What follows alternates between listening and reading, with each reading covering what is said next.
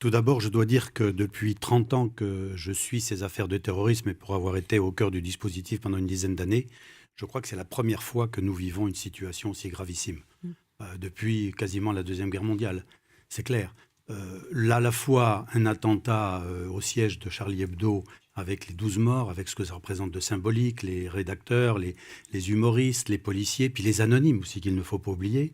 Et puis là, on a 2 prises d'otages simultanées avec d'un côté 2 individus, les frères Kouachi. Kouachi, c'est ça, et puis le troisième qui se trouve au port de Vincennes.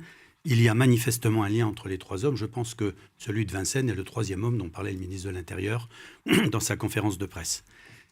Comme le disait M. Acco tout à l'heure, nous avons quand même une riposte qui est bien entraînée. On a les outils, enfin, pardonnez-moi ce terme un peu technocratique, mais on a quand même des services qui sont entraînés et qui se sont déjà préparés à ce type de situation. Sauf que cette fois-ci, on n'est plus dans l'exercice, on n'est plus dans le virtuel, on est dans le réel.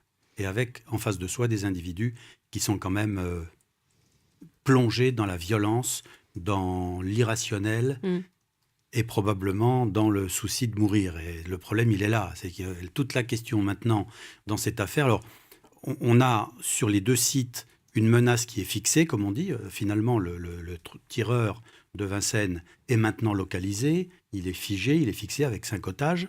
Pareil pour les 2 frères du côté de l'est de Paris. Au moins, on sait où ils sont. Maintenant, ils ont des otages et il faut faire en sorte que que la vie des otages soit préservée. C'est l'objectif obsessionnel, quasi religieux, si j'ose dire, des services d'intervention.